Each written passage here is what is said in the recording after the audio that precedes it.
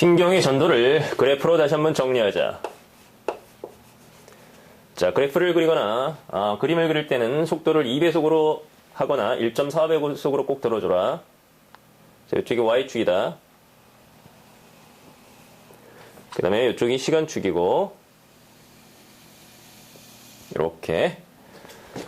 자, 요 Y축을 뭐라고 하냐면 막전이라고 하자.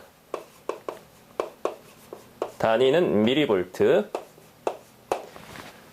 자, 현재 휴지 전위는 마이너스 70mV라고 하자. 여기가 마이너스 70mV.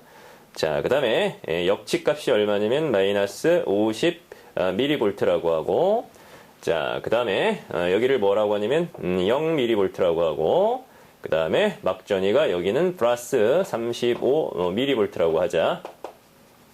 이렇게. 자, 현재 평상시에는 자극이 주어지는데 역치보다 작은 자극이 주어지면 활동 전위가 발화되지를 못한다. 마찬가지 마이너스 50mV보다 작은 역치 이하의 자극은 활동 전위를 발화하지 못한다. 자, 그러다가 역치가 이상에 도달하면 갑자기 막전위가 플러스 35mV까지 쭉 증가하지. 양성 대목임에 의해서. 그 다음에 다시 원래대로 이렇게 회복을 하다가 심하게 좀 아래로 내려갔다가 이렇게 올라오는 이런 그래프 패턴을 가진다. 자, 이때 여기를 뭐라 하냐면 여기를 1번. 자, 1번을 우리는 뭐라 그러냐면 플러스와 마이너스가 분극이 되어 있는 거지. 이때를 우리는 휴지전위라고 하자. 휴지전위. 휴지전위는 극이 바깥쪽으로 이렇게 있을 때 바깥쪽은 플러스, 그 다음에 안쪽은 마이너스, 플러스 마이너스, 플러스 마이너스, 플러스 마이너스 이렇게 나뉘어져 있는 거지.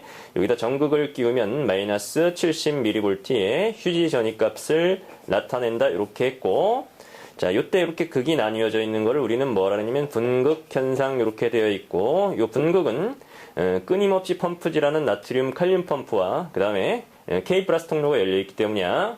자, 그래서 플러스와 마이너스가 이렇게 나뉘어져 있다. 자, 그 다음에 여기는 뭐가 되냐면 역치 값이 되겠고, 자, 여기는 역치라 그랬지. 역치 이상의 자극이 주어져야지만 반응이 일어나지. 요거를 우리는 역치. 자, 역치라는 말은 우리나라 말로, 순우리말로 뭐라고 했냐면 문지방이라고 했지. 넘어야 되는 언덕 비슷한 거라고 생각을 해주면 돼. 그 이상이 되어야지만 활동 전위, 즉 움직이는 전위가 발화되지.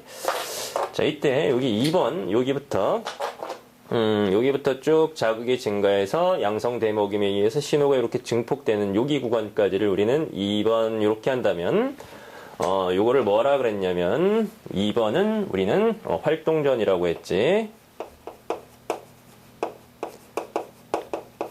자, 활동전이라는 것은 뭐냐면 전이라는 것은 원래 가만히 있는데 옆에 있는 나트륨 통로를 열어서 전이가 옆으로 전파되어 나가는 거를 활동전이라고 했지. 물론 국소 전류에 의해서 퍼져나가긴 하지만 요걸 활동전이라고 했다. 자, 그래서 활동전이는 얼마냐면 플러스 35에서 마이너스 75mV까지 전이차는 약 105mV에 해당이 되는데 요걸 가지고 활동전이 이렇게 얘기했고, 자, 활동전이는 뭐에 의해서 일어나는 거냐면 탈분극에 의해서 일어나는 거지. 그러면 요 탈분극은 뭐에 의해서 일어나냐면 순간적으로 나트륨 통로가 열리기 때문이다 이렇게 했지. 자, 나트륨 통로가 열려서 나트륨이 쏟아져 들어오면 탈분극이 되고 드디어 활동전이가 생성이 된다. 자, 활동전이가 여기서부터 역치 이상에서는 이렇게 기울기가 급한 이유는 바로 무슨 대목임 때문이다. 양성 대목임 때문이다. 이렇게 했지. 자, 양성 대목임이라는 것은 음성 대목임의 반대가 아니다. 양성 대목임이라는 것은 나트륨 통로가 10개까지 열리기가 어렵지. 일단 10개만 열리면 10개, 100개, 1000개, 10,000개로 순식간에 신호가 증폭이 되는 걸 양성 대목임이라고 해. 뭐가 있냐면 자궁수축 호르몬인 옥시토신의 분비도 마찬가지 양성 대목임에 의한 효과지. 자, 어쨌든 요거까지는 몰라도 되겠고, 활동전이가 발화된 다음에 빨리 활동전이를 그걸 회복을 해야 되겠지. 그래야 다음 신호를 받아들일 수 있으니까. 자, 여기 세 번째를 우리는 그래서 뭐라 그랬냐면 재분극 이렇게 얘기했지. 자, 재분극이라는 건 뭐 때문에 일어나는 것이냐면 재분극이라는 것은 K 플러스 통로가 열리기 때문이다. 이렇게 알고 있자. 자, K 플러스 통로가 열려서 K 플러스가 쏟아져 나가기 때문에 나트륨과 바뀌어서 재분극이 되는 것이야. 이때는 플러스 마이너스가 빨리 회복이 되는 것이지. 자, 그리고 원래는 마이너스 70mV가 휴지전인데 마이너스 약 80mV까지 이렇게 내려오는 구간, 여기를 이렇게 있는데 여기를 뭐라고 그러냐면 4번이라고 하자.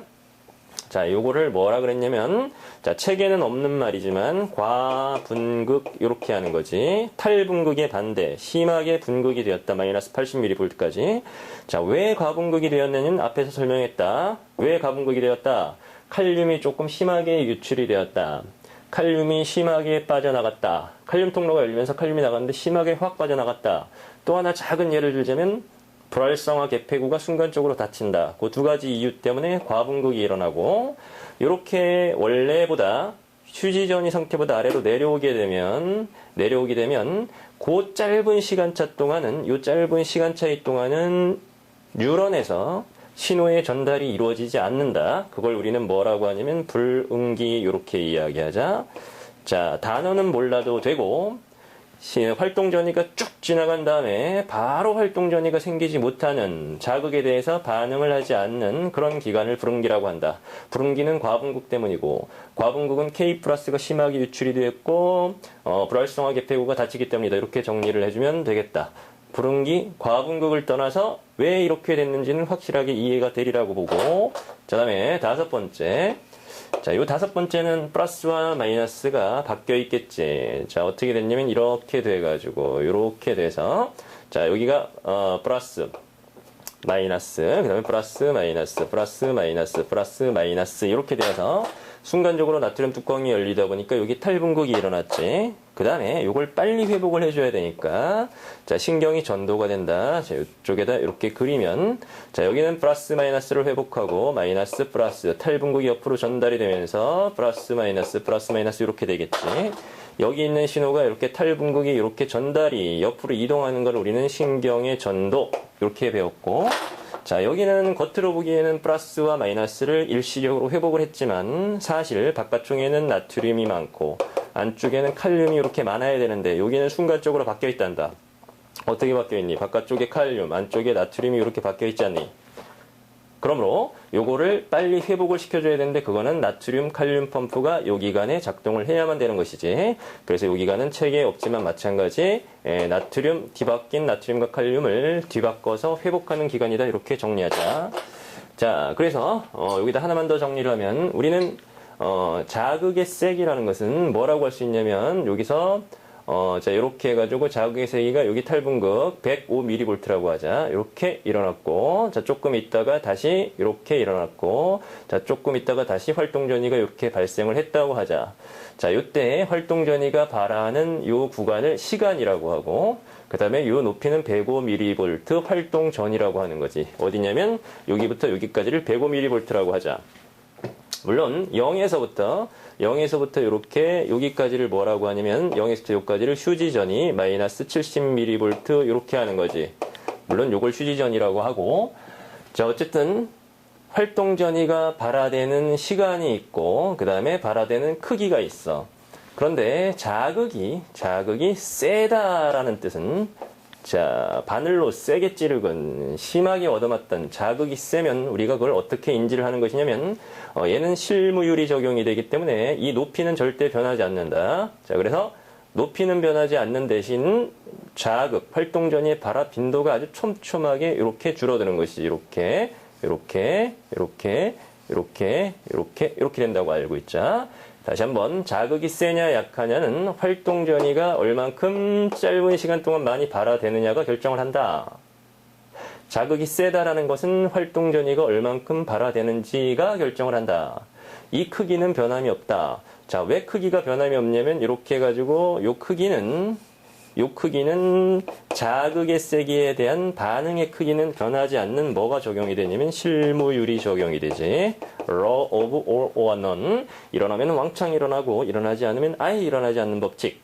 왕창 일어났을 때는 그 자극의 세기가 변하지 않지. 이렇게 해가지고 여기가 자극의 세기라고 하면 따라서 실무율이 적용이 된다. 왜 실무율이 적용이 되냐면 나트륨 통로가 열리는 데는 한계가 있고 활동 전이가 발화되는 데는 한계가 있기 때문에 실무율이 적용이 되는 거다. 이렇게 정리를 해주면 되겠고, 다시 한번 말하자면 시험 문제 자주 출제되는 자극이 세다 약하다는 반응의 크기는 변함이 없고 발화 빈도, 활동 전이의 발화 빈도가 결정을 한다. 꼭 이해를 해주면 되겠다.